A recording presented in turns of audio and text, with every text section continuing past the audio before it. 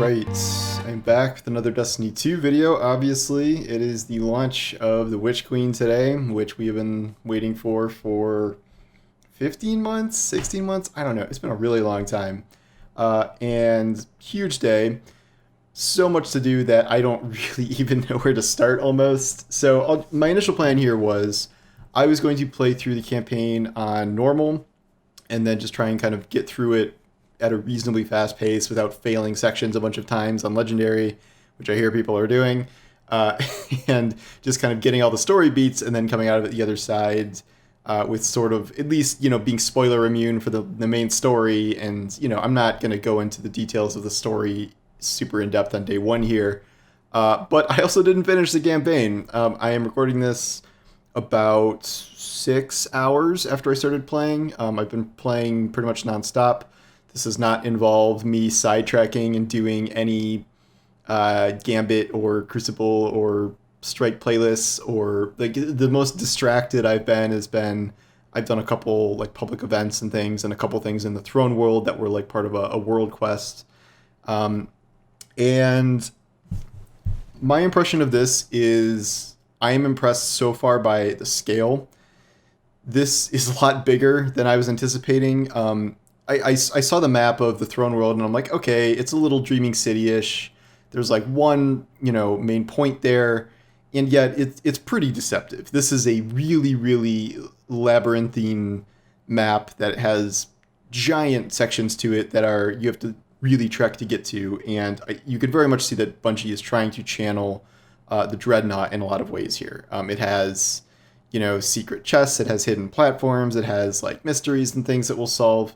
And it's got a somewhat similar aesthetic, including kind of the dark and creepy corridors that you're lurking around. There's some cool mechanics in there, like you shoot little blights to light up the path and things like that. The art design and art direction here is extremely top notch. I mean, Bungie always kind of gets that stuff, but that is a big standout so far. The campaign itself, both in terms of there are a lot of missions, and those missions are very long. Right now, I might be like 5 or 6 full story missions in or something like that, like skipping kind of intermediate steps. And there's some little like interlude story beats, but these missions are just really expansive, and they are almost like mini dungeons in a way. And I think that's kind of the goal that Bungie wanted to make with Legendary mode, where it's like it's not as hard as soloing a legendary or soloing a dungeon maybe, but it's a significant challenge. I haven't played Legendary mode, I just have only played normal, so the challenge hasn't been anything like crazy obviously on normal, which I'm not expecting, but everybody I've seen seems very happy with how Legendary feels. That is obviously something I'm going to kind of circle back to, but what I've seen so far I am pretty excited about in terms of kind of what Bungie has brought to the campaign this time around. It's wild to me that, we've had a couple, pretty much Shadowkeep, all of them, honestly, like beyond, like some aspects of Beyond Light, Shadowkeep and Forsaken were kind of woven into, you could sort of replay it, like the Barrens were adventures, and then Beyond Light had Empire hunts that were like kind of part of the story, but not really, but like clearly they were trying to build something that was like a repeatable activity, but also separate from a real campaign mission. The Witch Queen is just like, here, we made a bunch of really freaking huge campaign missions, and they are both replayable and potentially rewarding. You could farm gear and experience and kills and all sorts of things from them. So that is something that is, I would say, a worthy focus that Bungie adopted here. I think this was a good plan. It is wild to imagine that they could have made something like this and not had the campaign be replayable. Like these missions, there's a ton of care that's kind of put into them in terms of how they're orchestrated. And I really do think that this is shaping up to be one of the best campaigns they've ever done. I think it's probably better than both the base Destiny 1 and Destiny 2 campaigns. Honestly, we can talk about expansions and stuff, and then we're, comparing everything to the Taken King. But I don't know. I'm not done with it yet, so I can't fully say that. In terms of the story, I'm not going to get too much into it. I haven't, here's the thing. So, I haven't figured out, the quote mystery yet. The whole mystery is, why did Savathun steal the light? What does she plan to do with it? And I have not reached the answer to that yet. I just did hit a major story beat about her plan that I won't talk about. I did want to mention something early on, though, relating to a prediction I made. This is like in the second story mission, and this is, I don't think this is like some huge secret or anything. If you haven't played like at all, I guess, don't listen, but the idea, this isn't like the whole way she got the light or something, but it's made pretty clear early on that these ghosts have chosen to support the Hive, and they have chosen, like, these were unassigned ghosts that have chosen to attach themselves to Savathun and the Hive. They weren't like, they're not enslaved or whatever. And the way you find that out is maybe a little bit more of a spoiler that I won't go into, but this was indicated kind of in the lore that was attached to the collector's edition, where they're talking about how ghosts have empathy for the Hive and that they're tricked by darkness. And I wasn't sure how this would really work if ghosts hadn't like somehow chosen this path for themselves. But so far, the overall story is Savathun did something tricky, and we're trying to figure out what the tricky thing is. I genuinely don't know what they're going to come up with for the answer here. Please don't spoil anything in the comments. Don't post data mine, dialogue, whatever, or if you raced ahead. Obviously, that should go without saying. But the point is like, this has created a genuinely kind of compelling mystery in Destiny lore in a way that I can't really remember seeing before. Like, I guess Forsaken was kind of a mystery of like, what's driving Uldren? Why is he doing this? But even that was like a little convoluted by the end. It's like, oh, an Ahamkara that's taken is possessing him to hallucinate his sister, and he thinks he's helping her. And like, I wasn't really satisfied, I guess, with the end result of that answer there. Whereas this seems like it's kind of shaping up to be building on kind of the existing threads from the past year and leading towards something that has been kind of set up this entire time instead of just like springing something random on us. I've also dipped into the seasonal storyline a little bit. I recommend you do at least the first mission, which is running through a new battleground, because you will start getting currency for the seasonal. Like, I've been capped on seasonal currency forever, because I think to spend that, you have to go into this playlist that's like 1,500 power to start spending it, but you'll at least start with max currency. So just run through the first mission. That season stuff already seems pretty substantial compared to Hunt and Undying. It is at least a couple new battlegrounds. I don't know how many, 3 maybe, I'm not sure. But they're kind of like old battlegrounds, except instead of the hammer charge mechanic, it's streamlined, and then there's a fight at the end. Those battleground missions, again, I don't think this is a spoiler because you realize it as soon as they start talking about them, is just so it's confirmed that like the Hive in the Throne World, the Lucent Hive, are not just like, they don't only have the light in Savathun's Throne World. They are, the whole point of the seasonal storyline is that they are in the EDZ.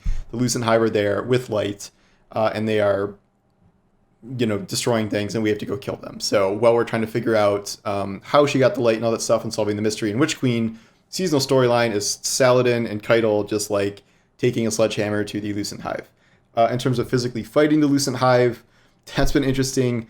I have so far, this is hard to judge because I'm only playing on normal. The kind of much hyped Hive Guardians are not like that big of a deal, at least on normal. I have been supered at least once by a knight with a shield that killed me, but on normal it's just sort of, they're just kind of yellow bars with extra abilities, and then you just have to do a finisher on their ghosts so they don't respawn. I don't think I've ever had one respawn, because you're only going to really try and go for the killing blow on them when you can reach the ghost. Like, you're not going to just snipe them from a million miles away and let them res, because there's no point to that. I expect, in Nightfalls or in Legendary mode, I expect they will be much, much harder, but that's just something that, I don't know, it's not like something that's like blowing me away one or the other. It's very cool. Like, the first time a Hive Wizard did like the Arc Landfall Super was pretty neat. We'll see how kind of they develop and how that feels over time. I think they're more present in Battlegrounds than they are in Savathun's Throne World. Most of Savathun's story missions are you fighting Scorn, actually, and as we are pretty clear, I think the raid is going to be Scorn based. There are a lot of hints as to what the raid is going to be like and who the raid boss may be. Not going to go into that now. But there is a lot of darkness stuff here.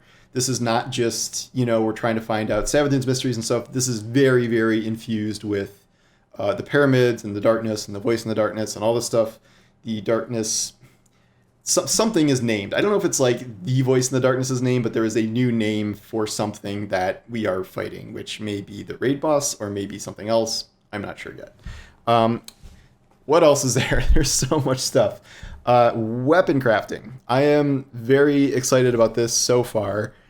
This seems, I understand what they're saying about saving bolt space, because what you do is, this is kind of even more streamlined than I thought it was going to be. I thought it was going to be like, okay, these weapons drop with deep sight resonance, and like, okay, to unlock Rampage on this auto rifle, you must get a weapon of that type to drop with Rampage, and then extract Rampage from it, and then you can put Rampage on your gun. That's not how it works. It's just you build up currency by using these random deep sight drops of well, they're going to be raid weapons, but they're right now they're seasonal weapons, or the new Whirlpool weapons, or the Throne World weapons. And you just use them up to a certain point, get a certain number of kills, complete a certain number of activities with them, and then you extract the essence from them. Sometimes it will unlock that weapon's pattern for crafting going forward. Sometimes it will just get you currency for crafting other stuff. So I can use the materials I extract from my auto rifle to spend on my glaive and upgrade something for the glaive, like an upgraded perk or something like that. And then, so as you level the weapon itself, you can keep getting stat boosts as you go through different levels and that's just through kills or activities and things like that. And then you will unlock the ability to focus for more perks. The perks are just based on weapon level. It's not like you need to find a different copy of that weapon with that perk or anything. It's just, is your weapon level 8? Okay, then you can unlock subsistence. And then you have to spend whatever resource to unlock subsistence.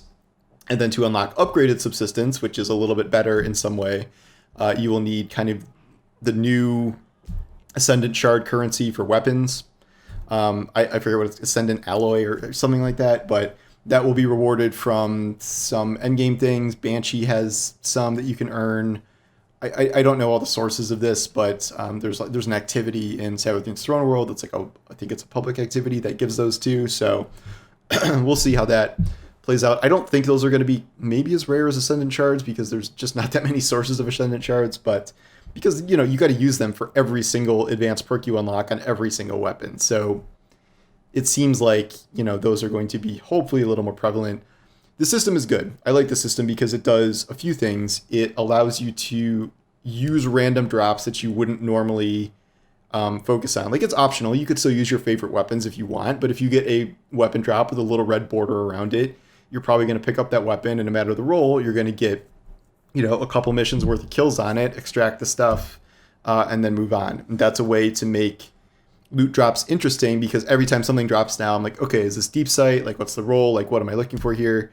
Maybe that will get old over time. I don't know what the deep sight currency caps are. So maybe once you get capped in all those respective currencies and you have to start spending them on weapons, it'll be kind of less exciting and more annoying, but it's too early to kind of see how that works.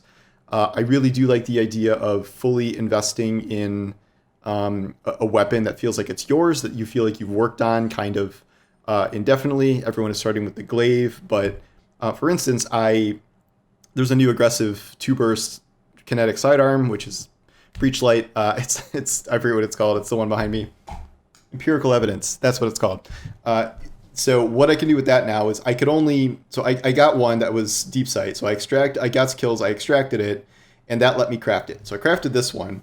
This roll is Ensemble Unrelenting. So that's not a very good roll, but those were I only had 4 perks to choose from, and that's the list I came up with. So now what I do is I just get kills with it, and then as I move up the levels, I will be able to unlock more perk options for it, and then using other deep sight weapons, I can extract materials to unlock those perks, to do other upgrades, like there's kind of masterworky upgrades you can do for the frame and things like that, and that is, by the time I could have this built out with every perk possible able to be unlocked for it.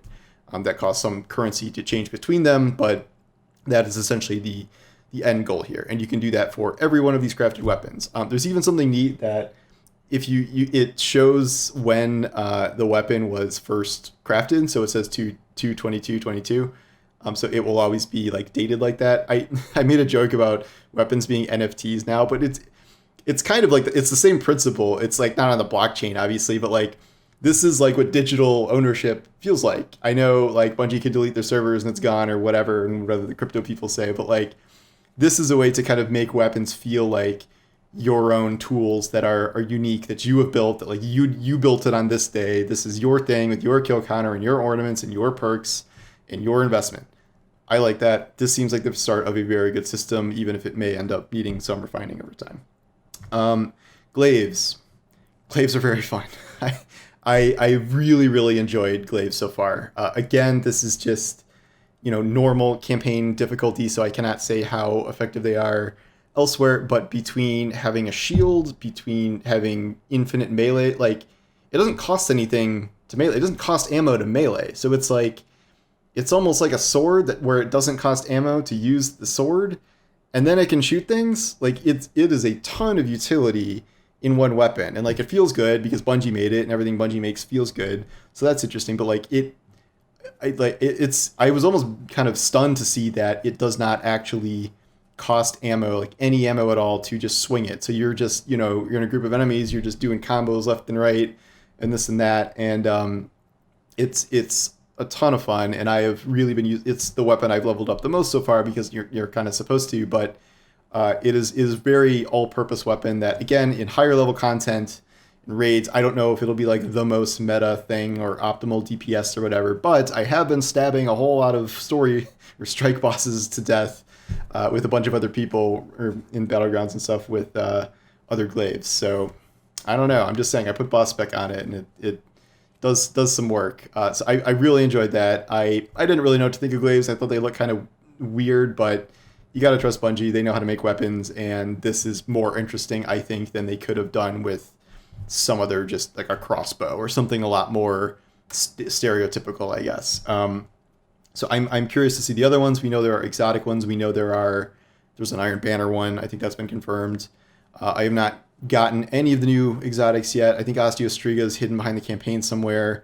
I know you can pick up the new MG from the season pass. Just haven't done that yet. I'm using too many deep sight weapons to put that in my heavy slot right now. So that is stuff I'll get later. There's a short story quest done for the NPC in the Throne World, who I will not reveal because the reveal of who that is a moment that I very much enjoyed. So I'll let you experience that, and we'll talk about it later. But that quest gave me like a new rapid fire fusion rifle, which is really good. And you get a lot of weapons from story quests that are deep sight, and then once you extract the essence, then you can do those. So I've done that with the fusion. I did that with a rocket launcher that Ikora gave me. So like a lot of those, you will just get the pattern right after you do deep sight for the first time. There's a lot. I mean, that's probably a good summary for now. I am going to try to finish the campaign tonight, and I'm not sure what the power level of the higher tiers is, but there is a ton to go through in terms of both Witch Queen content and Season of the Risen content. I really have very few complaints so far. I didn't even talk about Void 3.0. Like, I haven't done a ton of build crafting with that yet, because like I'm switching around my gear so often. My armor, I guess I'm leaving the same, and I've had on Void this entire time. But the weapons, I'm not really building around a specific build or anything. I had Graviton Lance on for like the first 10 minutes, and then I had to swap it out to something new. I really like the abilities and the effects so far, like the volatile and things like that. I didn't really love Child of the Old Gods. I just felt like it was not really, maybe when there's things with more enemy density, it'll be a little better, or I don't know. Just something about Child of the Old Gods wasn't quite as neat as I thought it would be, or compared to like Arc Buddy, where you're just kind of rolling around and it does its thing automatically. Instead, I've been using Devour, and I've been using the grenade effects. You only have, I think, 1 or 2 grenades unlocked, and you have to buy the rest from Ikora. I haven't even visited her yet, but the new scatter grenade is actually really good. The upgrades they made to it and the boosted version is like pretty nuts. So I'm enjoying. I've only played on my Warlock. I have not played on Hunter or Titan yet. I will probably go through those throughout the week, doing the campaign, maybe on Legendary, and see how that goes. But yeah, so too much to even cover right now. But first impressions are very positive. This is a very sizable, chunky expansion in a way that I think we have been missing for the last 2 expansions. Like Beyond Light and Shadowkeep were fine. I just this seems like kind of a return to form, not just for Destiny, but like kind of for Bungie with how much work they've clearly put into the campaign here. I don't know, how it'll land in the end, or I don't even know if, we're not even going to know when it ends, because we might finish the base campaign now, but there's the raid, and we know some stuff unlocks after World's First Raid completion. We know there's going to be seasonal story developments throughout the next however many months or whatever. So just speeding the campaign, I don't think that's, we're not just going to like kill Savathun and that's the end of the campaign, which that's what happened with Beyond Light. We just killed Aramis and that was the end of the campaign, and that is something that Bungie wanted to move away from. So they really moved away from it, and so far it is very much paying off. So great expansion so far, very positive first impressions. Not that I'm shocked about that, but even having high expectations, I think this is really, really a home run from what I'm seeing so far. So we'll see how things go as time goes on, and what complaints we'll all have at some point. And I already hate the orb change, the orb mods in the helmet. I knew I would hate that. But yeah, we'll talk about that another day. But anyway, thank you guys for watching, and I will talk to you soon. Take